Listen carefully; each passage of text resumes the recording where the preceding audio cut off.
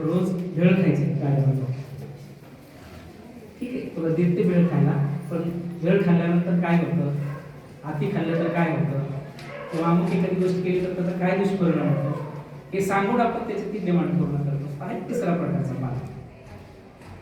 आणि चौथा जो प्रकार आहे तो फार विचित्र आहे, तो म्हणजे परमिसिव्ह, एकदम सगळ्याच गोष्टीची परमिशन द्या. मुलगा काय म्हणेल तेच, प्रत्येक गोष्ट माझ्या मनावर काहीच नाही, सगळं मुलाच्या म्हणणं. त्याला उद्या म्हणलं की नाही या सरांचं मला समजत नाही, या शाळेत मला नको, ठीक आहे, तुला कुठल्या शाळेत जायचं, या शाळेत. कारण त्या पालकांच्या मनामध्ये असं हे असतं की माझं बालपण असं गेलं की मला 10वी पर्यंत चप्पल मिळाला नाही, मग माझ्या मुलाला आता तसे त्रास व्हायला नको, मग तो जो म्हणेल ते मी करणार. माझ्या मुलाला पुस्तकं ह्या व्यवस्थित मला मिळत नव्हत्या, माझ्या मुलाला ते मिळालं नाही. म्हणजे पालक म्हणून आपण काय करतो, त्याची अति काळजी करतो, किंवा त्याचं प्रत्येक गोष्ट त्याची जी आहे ती 100% डिमांड आपण त्याची पूर्ण करतो. तर ह्या 4 प्रकारामध्ये आपण पालकाची व्याख्यान करू. तर याच्यामध्ये प्रत्येक वेळेस आपलं विद्यार्थ्याला लागणं पण चुकीचं आहे, आणि त्याच्या सगळ्याच डिमांड पाहिजे तसं तर पूर्ण करणं हे पण चुकीचं. काय झालं पाहिजे, तर विद्यार्थ्यांसोबत आपल्या पाल्यासोबत आपला सुसंवाद असला पाहिजे. संध्याकाळचं जेवण आपण किंवा आपल्या सगळ्यांच्या घरातल्या सगळ्या व्यक्तींनी एकत्र घेतलं पाहिजे. आणि आज नेमकं शाळेत काय झालं, तुला ताईने काय शिकवलं, तुला समजलं का, तुझे मित्र कसे आहेत, सहलीला जाणार आहेस का, तू कोणासोबत जा, काय ज्या काही चर्चा आहेत तुमची त्या संध्याकाळी जेवत असताना आपल्या एकत्र झाल्या. आता बऱ्याच वेळेस तुम्हाला असं वाटतं की एवढं अवघड काम तुम्ही असताना संध्याकाळी एकत्र जेवायचं म्हणजे फार अवघड. कारण बऱ्याच वेळेस असं होतं की कुठली तरी एखादी पॉप्युलर मालिका चालू असते, आणि मग आपण काय करतो की पटकन किती लागते तेवढं सगळं ताटामध्ये भरभर वाढून घ्यायचं, आणि लगेच आपण स्वयंपाकघरातून बैठकीत येऊन जवळ बसायचं, डाव्या हातामध्ये रिमोट असतो टीव्हीचा, आणि आपलं जेवण चालू असतं. असं बऱ्याच ठिकाणी घडतं. आपण विचारणार नाही कोण कोण असं करतं म्हणून, पण बऱ्याच ठिकाणी असं होतं की आपण टीव्हीचा अति वापरतो, आणि विशेषतः जेवण करत असताना पण आपलं ते चालू असतं. तर जेवण करत असताना याच्यासाठी म्हणते की ते आपला एक सहज भाव आहे की जेवत असताना आपण गप्पा मारतो, विचारांची देवाणघेवाण होत असते, आणि छानपैकी आपला संवाद आपल्या पाल्याशी असला पाहिजे, चांगला संवाद असला पाहिजे. म्हणजे एखादी चांगली घटना ही त्याच्यासोबत जी घडली ती पण त्याला सांगता आली पाहिजे, आणि एखादी अप्रिय किंवा त्याला त्रासदायक असणारी घटना सुद्धा त्यांना तेवढ्याच मोकळेपणानं तुम्हाला विद्यार्थ्यांना पालकांना तरी काय पाल्यानं तुम्हाला सांगितलं पाहिजे. एवढं चांगलं आपलं काय असलं पाहिजे, त्याच्याशी हे असलं पाहिजे, सलोख्याचे संबंध असले पाहिजे. तर बऱ्याच वेळेस कसं होतं की सहलीला जायचं, मग पालक लगेच मी म्हणतो म्हणून जायचं नाही, तुला म्हणतो नाही का, नाही म्हणजे नाही. मग 2-3 दिवस जातात, तो मागं लागतो. 4 दिवसानंतर मग तो काय करतो, वडिलांचा नाद सोडून देतो, आईच्या मागं, आई मला जायचंय, आई मला जायचंय.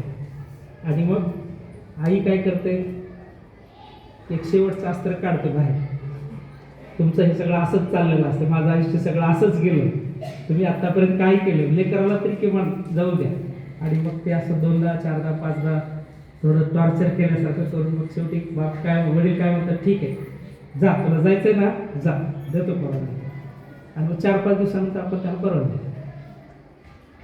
हे सगळं चालू असताना मुलगा काय करतो, पाहतो, सगळं निरीक्षण करतो, आणि एक शेवटचा जो वडिलांचा ठीक आहे जायचंय ना तुला, जा, हे ऐकले की त्याला काय असते ते विजयाचा भाव त्याच्या मनामध्ये निर्माण असतो, जिंकलो एकदा. आणि मग आपल्याला त्याला पाठवायचंच होतं ना, तर मग 4 दिवस कशासाठी घेतले आपण, अगोदरच त्याच्याबरोबर चर्चा केली असते. आणि आता पाठवले तर काय, मुलाच्या मनामध्ये काय, वडील मागितलंच काय, असं तर त्यांचं प्रत्येक दिवस नाहीच म्हणते. आणि आईनं मात्र काय केली, माझ्यासाठी प्रयत्न केली. आईनं काय केलं, मला सहलीला जायला परवडलं. दोघांपैकी एक जण कोणी केली. वडील प्रेमळ असतील तर मग आईच्या संदर्भात होईल.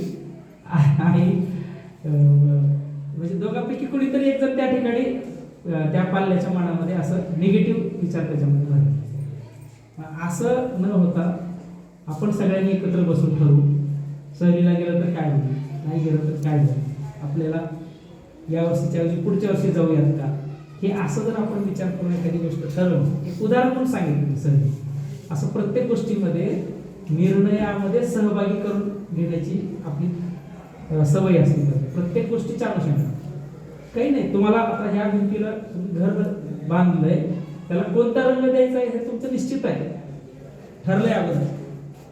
पण 7वीचा मुलगा आहे, 8वीचा मुलगा आहे, आणि त्याला आपण काय केलंय, उद्या आपल्याला रंग द्यायचा का आपल्या घराला, आपण कोणता रंग द्यावा किंवा असा दिला तर कसं होईल, आपल्याला तर द्यायचाच आहे, ठरलाय आपला, पण त्याला सहभागी करून घ्या.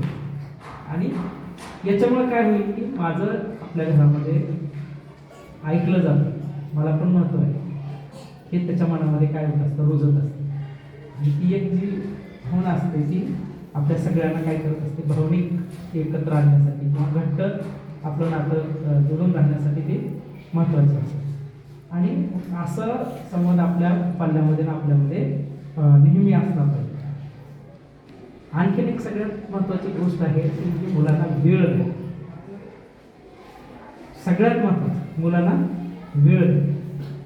बऱ्याच वेळेस आपण काय होतं की काय पाहिजे ते तुला आणून देतो, फक्त मला वेळ मागतो. अनेक काम आहेत माझ्या पाठीमागे, अनेक व्याप आहेत असं. पण आपल्या आयुष्यातलं सगळ्यात महत्त्वाचं काय काम असेल तर आपल्या पाल्याची जडणघडण ही सगळ्यात महत्त्वाची आहे. ही जर वेळ निघून गेली तर तुम्ही ज्या गोष्टीसाठी धडपड करताय त्या सगळ्या गोष्टी त्या ठिकाणी जर पाल्याच्या अनुषंगाने आपण जी काही जर उणीव राहिली त्याच्या व्यक्तिमत्व विकसनामध्ये, तर मग ती चूक अक्षम्य आहे, त्या चुकीला माफी नाही. त्याची जे काही फळ आहेत ते आपल्याला भोगावीच लागणार. मी मुद्दाम प्रत्यय लावून बोलतोय, भोगावीच लागणार. म्हणून आपला पाल्य नम्र झाला पाहिजे, त्याचं व्यक्तिमत्व छान खुललं पाहिजे, त्याला तो चौरस त्याला हे झालं पाहिजे, उत्तम वक्ता झाला पाहिजे, त्याचे वाचन चौफेर असलं पाहिजे. ज्या काही तुमच्या मनामध्ये ज्या काही कल्पना आहेत आपल्या पाल्याच्या अनुषंगाने त्या सगळ्यांना बहर आणण्यासाठीचं जे एक त्याच्या जीवनातलं जे एक महत्त्वाचा काळ आहे तो या शाळेला शालेय जीवनाचा काळ आहे. याच्यामध्ये शाळा प्रयत्न करते 100%, त्याला तुमची साथ नक्की गरजेची. आणि नुसती साथ नाही तर डोळस साथ पाहिजे.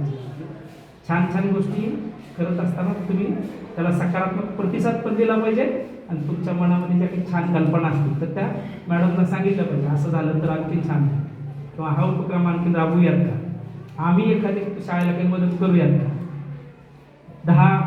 4 शिक्षक सहलीला गेले तरी जमलेल्या पालकांपैकी कोणीतरी 4-2 BEd झालेले असतील, DEd झालेले असतील, किंवा एखाद्याला शिकवण्याची आवड असेल तर तुमचं शिक्षक शाळेवर सहल येऊन येईपर्यंत 2 दिवस मी तुमच्या वर्गामध्ये शिकवू शकते. अशी सहकार्याची भावना पण आपल्यामध्ये असली पाहिजे. शाळेच्या अनुषंगानं शाळा जेव्हा एखादं आव्हान करते तेव्हा आव्हानाला सुद्धा आपल्याला छान प्रतिसाद देता आला पाहिजे. शाळेमध्ये चालणाऱ्या वेगवेगळ्या ज्या ॲक्टिव्हिटीज आहेत त्याच्यामध्ये पूर्ण आपण काय केलं पाहिजे, झोकून दिलं पाहिजे, सहभागी झालं पाहिजे. आणि शाळेतल्या शिक्षकांशी आपण संपर्कात राहिलं पाहिजे. म्हणजे तुमचा मुलगा बोलतो कसा, वागतो कसा, त्याचे मित्र कोण आहेत, कारण विद्यार्थ्यांचं जे जडणघडण असते त्याच्यामध्ये मित्राचा सहभाग खूप महत्त्वाचा असतो. असं काही वय असतं की 6वी 7वीच्या नंतर त्याचे ज्यावेळेस हार्मोनल चेंजेस होतात त्याच्या बॉडीमध्ये, त्यावेळेस या वयामध्ये त्याचा सगळ्यात जास्त विश्वास कोणावर असतो तर मित्रावर असतो. आईवर नसतो, वडिलांवर नसतो. मित्र जो म्हणेल ते तो करत असतो. त्यावेळेस आपल्या मुलाचे आपल्या पाल्याचे मित्र कोण असावे हे पण आपण काय केलं पाहिजे, थोडंसं डोळसपणे पाहिलं पाहिजे असं मला वाटतं. मुलाच्या अनुषंगाने नेहमी सकारात्मक बोला, नकारात्मक बोलायचंच नाही. ठरवून घरी पालक आले आपल्या पाहुणे आले तरी तर त्याच्या 4 वाईट गोष्टी सांगूच नका पालकांना, कारण तो मुलगा तुमचा आहे. त्याला सांगा माझा रमेश ना कधीच खोटं बोलणार नाही. जरी समजा बोलत असला तरी त्यांच्यासमोर म्हणा की आमचा रमेश त्याला काही झालं तरी खोटं बोलणार नाही. जीव गेला तर चालेल पण तो खोटं बोलणार नाही. कौतुक करायचं. तेव्हा त्याला असं वाटेल की अरे खरंच आपण काय केलं पाहिजे, खरं बोललं पाहिजे, खोटं नाही बोललं पाहिजे. माझ्या मुलाला स्वच्छतेचं सांगावंच लागत नाही. टापटीप स्वावलंबीपणा अगदी बघण्यासारखं आहे. 10 गोष्टीचं कौतुक पाहुण्यांसमोर करा. त्यातल्या 4 गोष्टी तर दुसऱ्या दिवसापासून तर लगेच काय करता आमचं काही ऐकतच नाही. मग किती सांगा त्याला, अभ्यासाला बसून सांगायला लागले इकडं जात तिकडं जात लगेच त्याच्या मनामध्ये काय होईल की आई असं सारखं काय करते माझ्याबद्दल निगेटिव्ह बोलते आणि काय सारखंच माझं काही घरामध्ये माझं महत्वच नाही, असं सगळ्या निगेटिव्ह गोष्टी त्याच्या मनामध्ये निर्माण होतात. म्हणून नेहमी काय करा, आपल्या पल्ल्याच्या अनुषंगानं पॉझिटिव्ह बोला, त्याला प्रोत्साहन द्या. प्रत्येक गोष्टीमध्ये तू करू शकतो, मी तुझ्या बरोबर आहे. विद्यार्थ्यांना किंवा आपल्या पाल्याला आपल्याला काय करायला लावायला आवडेल ते